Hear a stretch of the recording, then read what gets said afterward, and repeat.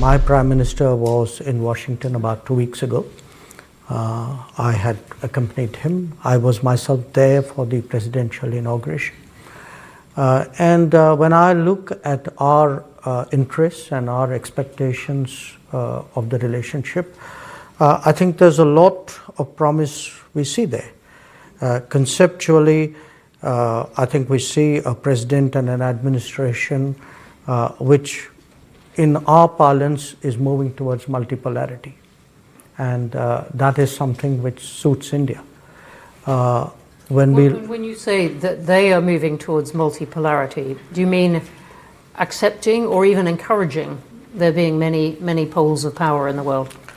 I think practicing, and by practicing, promoting. Since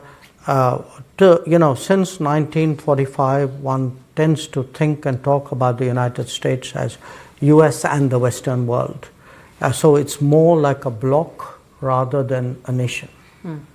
I think what is quite clear is the US's own self-perception is now more as a nation and perhaps a little less as a bloc.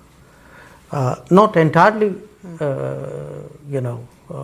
as one and not the other, but definitely the needle has moved in the direction of a more national personality and a more national analysis of its self-interest.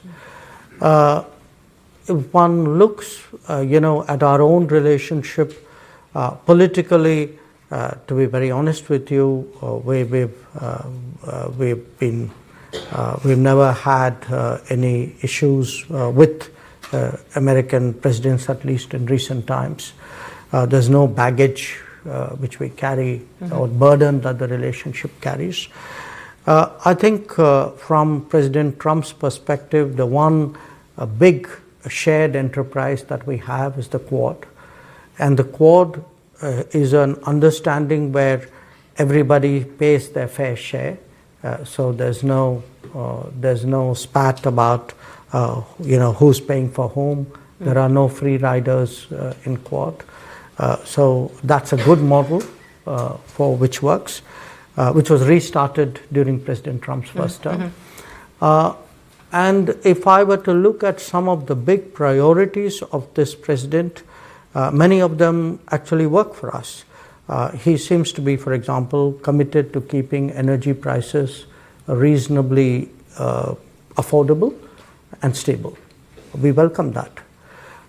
He is putting a lot of emphasis on tech, on the development of tech, on the use of tech as a game changer in global politics. I think that offers a lot of possibilities, for us.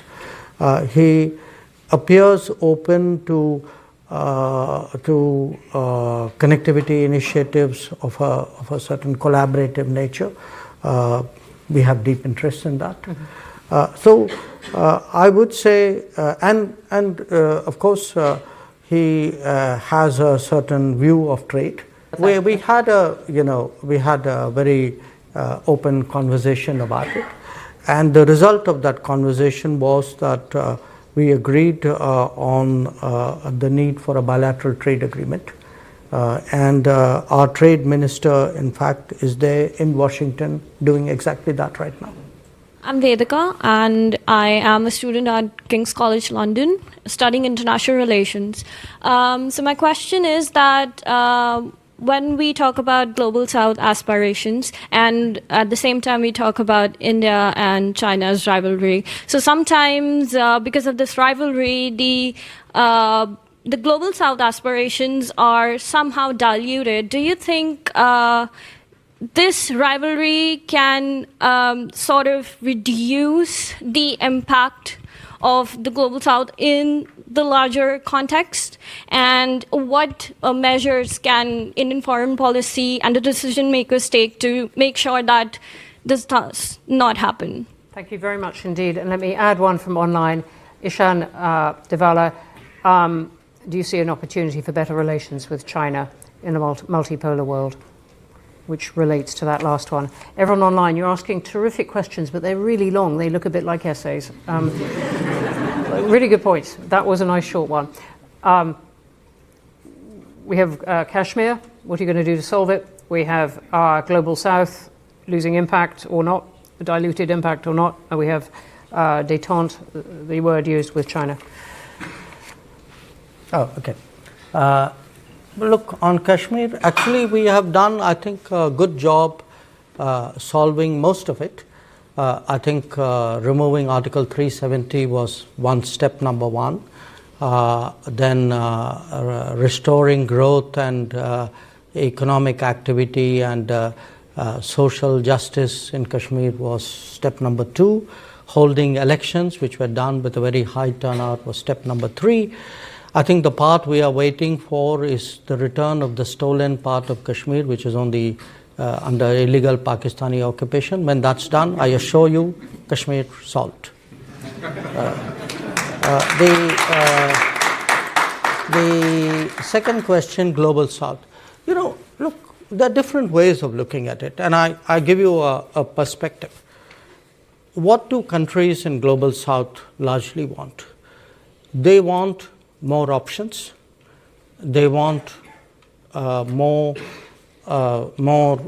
experiences to compare, relatable experiences.